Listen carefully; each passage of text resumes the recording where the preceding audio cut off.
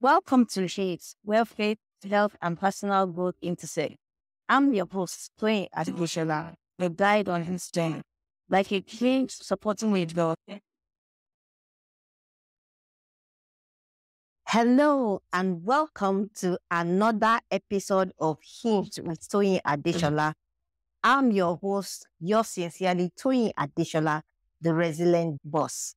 And I help creatives, entrepreneurs, and warriors to transform their trauma to strength and ideas to impact.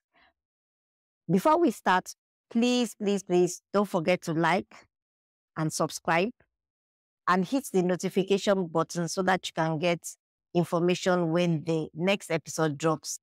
And please also share to someone who might need this. This topic will be discussing the issue on how to navigate self-care in managing your well-being. A lot of times we get so overwhelmed with our day-to-day lives that we don't remember to take care of self so that we can be of blessing to other people. So we are going to discuss how to navigate self-care and discuss what self-care is not and what self-care is. Let me start with what self-care is not. Self-care is not a deliberate practice of excessive indulgence or selfishness. It's not about neglecting your responsibilities or overindulging in unhealthy habits in the name of treating yourself. I'm not saying treating yourself is bad, but when it becomes an obsession, oh, they say I must practice self-care. So beyond to treat yourself to certain things that are basically indulging. One of the things about indulging is that sometimes we indulge in fast food and things that don't benefit us health-wise, unhealthy food. And sometimes those things can affect our body when we overindulge in such practices. It's not about saying I need to get money, I must go to Dubai or wherever, or travel to practice self-care. The end result, when you go there, what are you doing with yourself? What's your goal to practice self-care, even when you are there? So it's not about indulgence. It's not a quick fix. It's not something that you just do once and that's it. Oh, I'm going to practice self-care today. And it goes back to the overindulgence. I want to go and indulge myself in ice cream today. And that's self-care. And end of story. Or like me, that I love cheesecake. It's not about me saying I want to go and eat cheesecake. Let me take a bit of cheesecake and say that's self-care. No, it's more than that. It's about not avoiding your responsibilities and having the ability to handle things more effectively. Those responsibilities, that is what it's about. Not running away from such responsibilities. It's not about being selfish. It's about taking care of yourself so that you can help other people. It's important that when we take care of ourselves, we don't do it as a selfish act and that, oh, I'm going to be taking care of myself. I'm going to spend this on myself. I'm going to buy this. I'm going to do that. No, it's about doing processes and certain things to be able to help you equip yourself to be better so that you can help other people. It's not about ignoring the needs of others or placing your own desire above others. It's not. It's about finding a balance.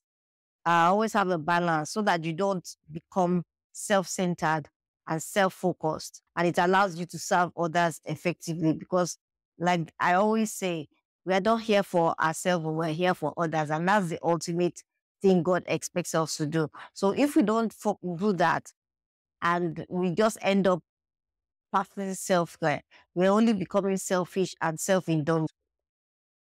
It's not about focusing solely on yourself at the expense of others, and especially at the expense of God. True self-care is done in the context of honoring God and living out his commitment to love your neighbor as yourself, as found in Matthew. Love your neighbor as yourself.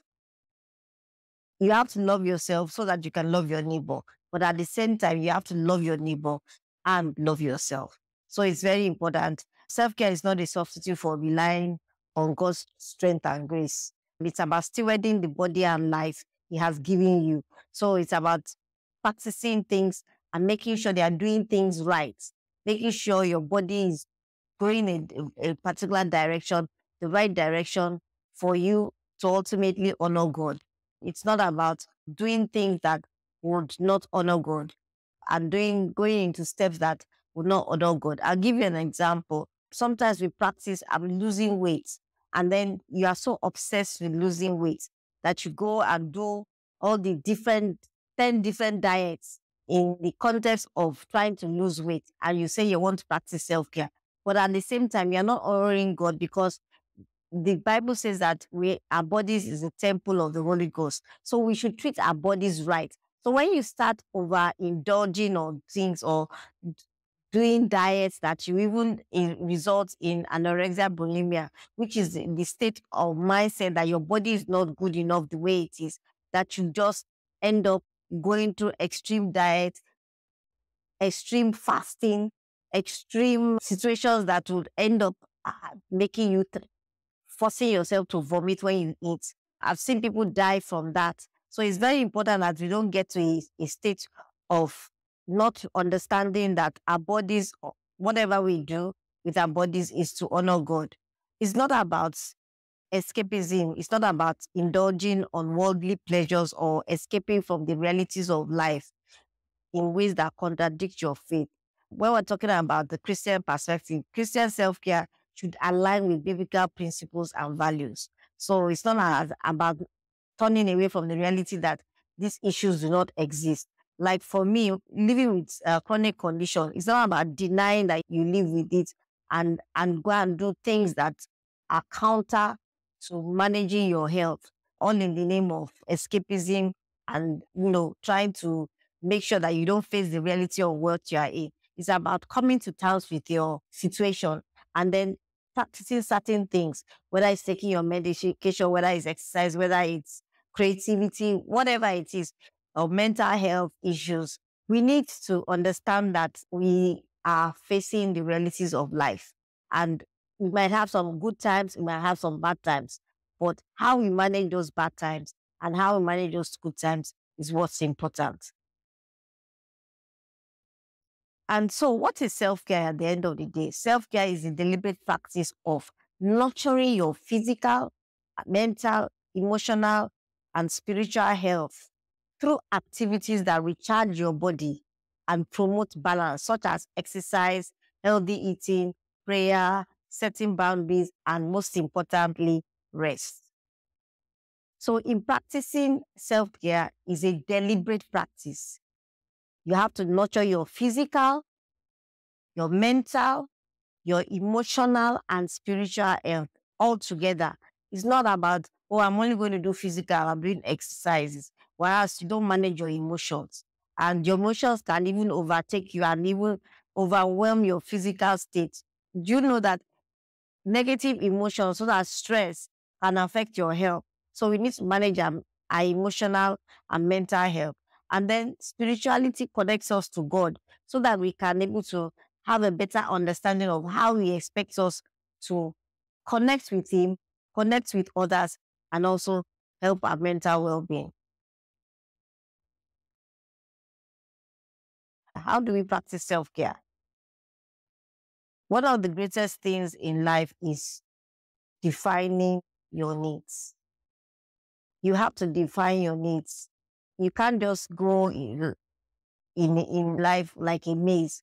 A maze is like this forest thing where there are nooks and crannies, and you just go round and round and round and round, and you don't know the exit. Sometimes you have the entrance, but you don't know the exit because you have not planned your way. You've not understood the routes to clearly define and identify what areas of your life need care and attention. Don't just say, oh, I need to practice self-care. You don't know the area. It might be that you need to practice self-care in your finance. Some of us don't know how to save. Some of us don't know how to manage money.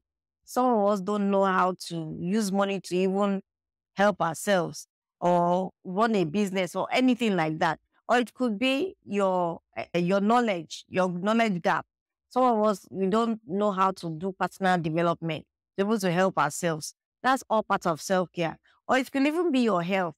Some of us don't know how to manage your health. And so you need to identify what is important. There's a thing called the circle of life, where you have different grades. You have your knowledge, education, health, relationship. So you can use that, Google it, you can use that as a way to identify your needs. Then when you have established your needs, what are your strengths and your weaknesses? Establish specific, realistic goals that will align with your needs. Those self-care goals that will align with your needs. Those self-care goals that would, you know that, okay, I want to lose weight. Well, how do I want to lose weight? Okay, I'm going to lose 10 kilograms, be specific, in 3 months, be specific. And, can use the SMART goals, specific, measurable, realistic, and time bound. So you can use your SMART goals to be able to determine how you can establish those self-care goals. Make conscious choices when doing those activities. Choose activities that will support your health.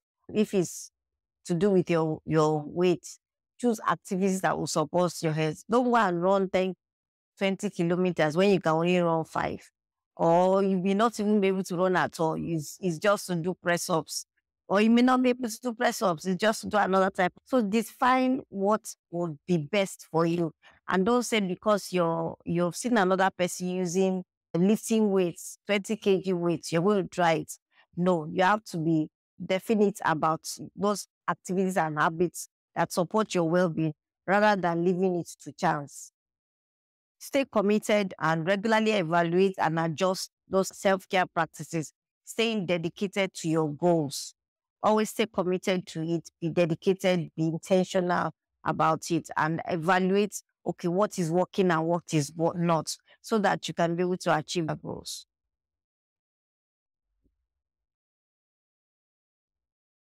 The next thing is, as I said, is to identify your needs, reflect on your physical and emotional well-being. What are the stressors? What triggers your negative issues? What triggers your physical and emotional and spiritual state? So you have to assess your well-being and then identify stressors. Know that any source of stress or imbalance in your life might require self-care. So sometimes when I know the stressors of the fibromyalgia that I have, so when I realize that, oh, I've activated those stress, I try and relax that day. I try and tell myself not to be under pressure to do anything. I do whatever I can and not raise my expectation at that moment in time.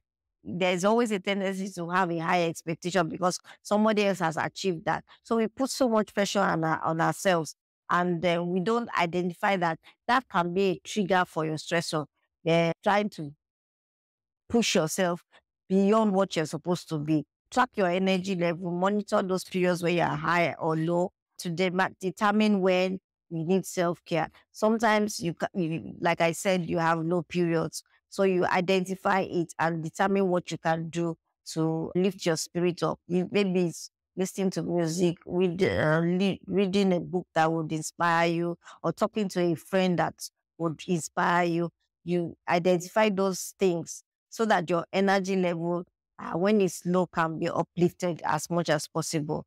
Consider how you interact with others so that it will impact your well-being, and set boundaries where possible. Then ask trusted friends, to observe when you're not at your peak, so that you know that, okay, at this point in time, I need self-care. Sometimes some friends can tell you, okay, you think you're working too much, you don't look too good. And then you know that, oh, I need to do something about it. I used to have a friend who used to talk to me about, because for people with 67, we need to drink a lot. And sometimes I get so worked up with what I'm doing, I forget to drink.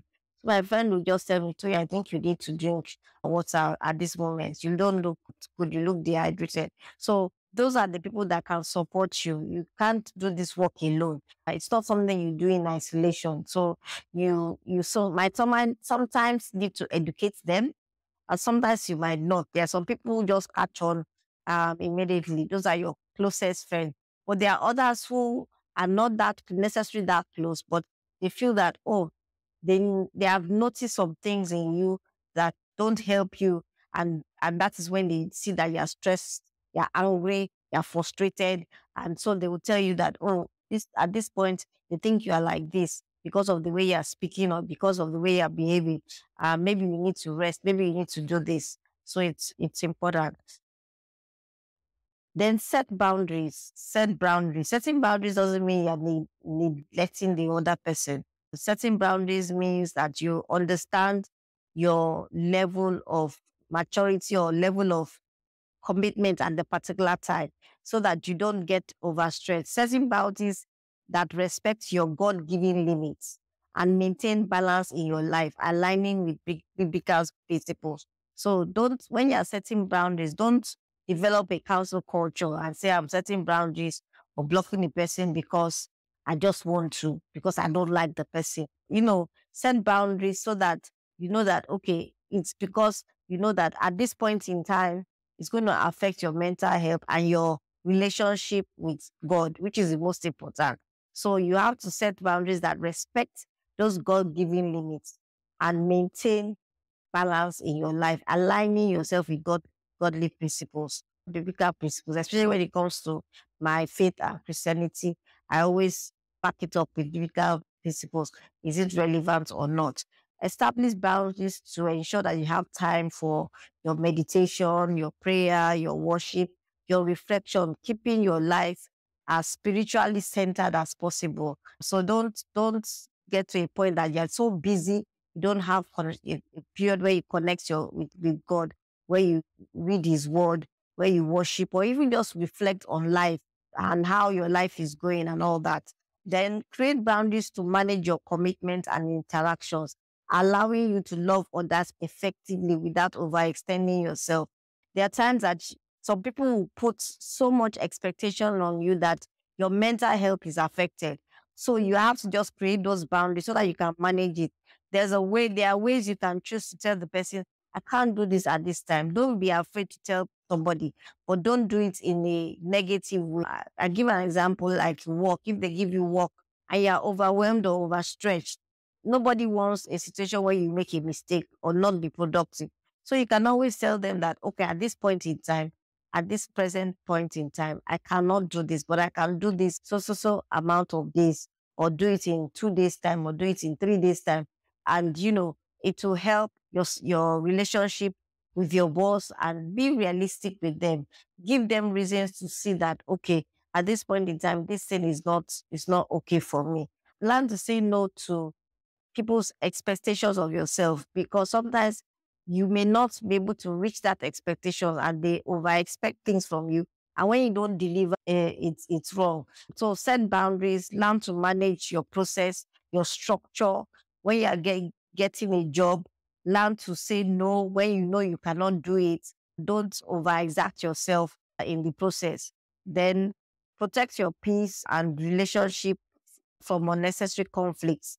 Don't get into too much fights. Don't get into too much conflict. Learn to just stay back and leave the rest to God. As I always say, it's not every fight that you're supposed to get into. In fact, try not to get into any fight as much as possible, but lean on God's word and the Holy Spirit to guide you in any conflict situation so that you can maintain a peaceful and focused heart. Then seek wisdom, pray for guidance and discernment when setting boundaries, ensuring that they align with purpose for your life so that you don't go and say, no, this is the wrong thing. It might be something that God is teaching you. There are certain times that God might be teaching you certain things with a so-called in your mind terrible boss, and you don't really, maybe he's teaching you patience, maybe he's teaching you how they're teaching you how to create structure in a better way so that you'll be able to learn from it. So it's not everything that is negative in your life that you should say no. So you need wisdom in trying to say no to things, and so that you will not end up going the wrong way and going out of purpose. Now, get yourself moving. Exercise is key. It cannot be over exercise, no matter how small the exercise is. You don't have to go to a gym if you can't go to a gym. There are smaller exercises that you can do. Look it up on YouTube. There are certain exercises that you can do. But make sure that you're regularly moving yourself, whether it's walking, jogging, doing sit-ups. Even in the office, when you're sitting down for too long, do a bit of stand-up and walking around the office before coming back to your chair. Do some eye exercises so that you don't get so crunched up focusing on your laptop all day. Do stuff that will boost your overall health. And then choose activities that you might enjoy, such as dancing and other things like that, to make self-care more enjoyable and sustainable. Because if you choose something that you're not enjoying, there's a chance that you will likely not commit to it. So in the process of choosing exercises, choose things that would make you enjoy them so that it's more sustainable. Set goals, weekly, daily goals that can be achievable and monitored. I did 10 sit-ups today. I did 10 arm push-ups today. I'm doing it another 10 tomorrow. When you are doing exercises, there are always counts that you do so that you know that you're achieving something. So maybe you do 10 to this month. Next week you up it. The next month you up it to maybe 20, and so on and so forth, so that your body is more structured to be able to do a lot more. And then listen to your body. Pay attention to body signals and adjust your activity levels to avoid overexertion. It's very important because sometimes we overdo things because we want to feel I must achieve this, I must achieve that. Other people are doing that. No, stay on your own lane. It's very important. Stay on your lane. If you don't stay on your lane, you find that you're overexerting yourself. You push yourself beyond the levels that you can imagine, and it makes your health worse and your mental state worse. So very important to ensure that you're caring for yourself effectively. Then practice mindfulness, deep breathing exercise, praying, connecting with your Heavenly Father. Set time apart for these process periods. Don't be in a hurry to hustle and I must hustle to achieve this, I must hustle to achieve that. No, always create time to send times apart with your Father, with yourself, and simply being present at that point in time, knowing those situations that work for you, of analyzing those negative periods, what you've done with it, how you've made it to turn into a positive period. So be mindful, have mindful moments where you reflect. Establish a daily routine of sleeping and resting. Prioritize getting enough sleep and taking enough breaks when needed. Set a time to sleep. Schedule it, maybe an hour, 2 hours before you sleep, so that your body will understand there's an internal clock to say, okay, I'm going to bed at this time. Then create a relaxing environment in your bedroom, a restful space, keeping it cool, dark, and quiet. Investing in a comfortable mattress or pillow, because when you don't have that kind of situation, you find that if you have a bad mattress, the mattress that is hard, you will not sleep well, no matter what. I'll take you a story. One of they just completed the Olympics, and the Paris people organizing committee decided to create a cardboard bed with a thin mattress, and a lot of the athletes were not, they didn't sleep well, and they blamed their performance on the lack of sleep. Some of them now decided to go and stay in a hotel nearby rather than sleep in the games village. So sometimes what you use to sleep, your pillow, your mattress, is also important on your sleeping habits. Then try to sleep at least 7 hours. It's so important. Forget that one about, oh, people hustle they don't sleep for up to 4 hours because they have to work and grind. No, your body will slowly go down. Your productivity level will drop. You will not be able to do anything. Then your health will gradually be affected. And if you wonder what's going on, you go from one doctor to the other. Not knowing is that because you have not given yourself enough time to sleep. So it's very important that we get our sleeping habits well adjusted.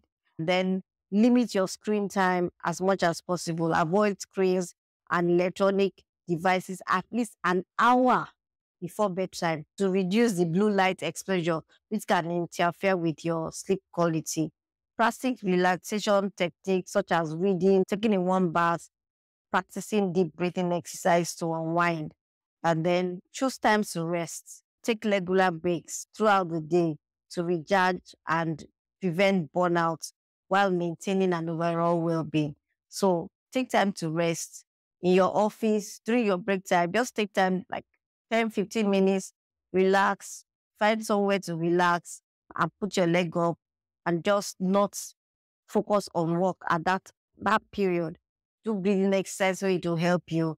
And it's important that you just find periods to rest, whether you're doing home business or working somewhere. Finally, it's important that we nourish our bodies. What you eat is what determines your body. Establish a balanced diet by eating variety of fruits, vegetable, whole grain, lean proteins, and healthy fats to provide essential nutrients and energy. Don't just focus your. I know in this part of the country, focus a lot on just carbs and protein, but it's important we have fruits. We may not be able to afford it on a daily basis, but try and make an effort to put one fruit or the other in your diet. And then vegetable, there's a four here, and whether it's kale, whether it's lettuce, whether it's tomato, cucumbers, cabbage, whatever vegetable you can find, put it in your meal. And then healthy fats. Try and avoid, in these parts, we pour oil like it's drowning the stew. Try and avoid that because that's not healthy for our body. We need healthy body to be able to function on a daily basis so that we don't get tired. Stay hydrated. It's important we drink. That's not to be overemphasized. Plenty of water keeps your body hydrated and supports overall health. So it's very important. Take at least 10 glasses a day or 2 liters of bottles a day. Practice portion control. Be mindful of how we eat. In this part, I know we just pack carbohydrates. I tell people, they laugh at me, that your carbohydrate should not be more than your hand that is rolled into a fist. If you are doing more than that, it means you are taking too much carbs. So you have to be mindful of your portions, the portion sizes to avoid overeating and maintain a healthy weight. So the trick is to measure it in terms of your carbohydrates is your hand fistful. If you have a bigger hand, of course, you're lucky. But at the same time, your protein should be another fistful of, it shouldn't be so much. Because you see in YouTube videos and TikTok, where you pour carbs, the carbs is so large and then the meat is like 10 meats. Who can eat 10 meats in this economy? So try and limit your protein and your carbs. Do more vegetables, nut fruits, and stuff like that. The same thing with our children. We need to help them to maintain a nourished diet. Limit your intake of processed food. There's so much processed food because we think it's fast. All those processed food that you get, try and avoid it. Reduce sugary foods, most importantly, because they affect your body. Sugar causes inflammation in your body, and that can lead to health issues. So it's very important that we limit our processed foods. Listen to your body and pay attention to hunger and fullness cues. Eating when hungry and stopping when satisfied. Don't overeat. Don't, because you go to a party, you see all sorts of food, I must eat everything. No. Or you go to a buffet and you're like, oh, they gave us everything to eat all at once. We can't take away. Then you decide that you stuff yourself. Listen to your body when you are hungry. Take enough. And once you are not hungry, your body is telling you, stop. Please stop. It's very important. And so we've been going through these things. It's important that when you're practicing self-care, as I said, be intentional about it. With all that we've said, nourishing your body, sleeping, mindful moments, and stuff like that, it shows that we have to be deliberate about it. We need to put into practice certain things to be able to self-care. And at the same time, as we're practicing our self-care, ultimately, I say that when you're practicing, it's not for yourself. At that moment, it's like, what am I doing so that I can help somebody else? We are here to help somebody else, whether it's somebody under us, somebody above us, it could be, or somebody just side by side with us. It's important that we practice this self-care so that we can think and reflect on what I can do to make a difference in society. And we'll continue with part 2, but don't forget to like, subscribe, and hit the notification button when part 2 comes so that you'll be informed, listen to it, be blessed by it.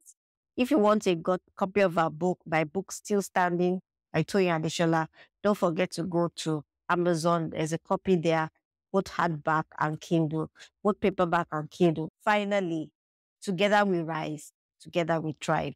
Have a good day, everybody.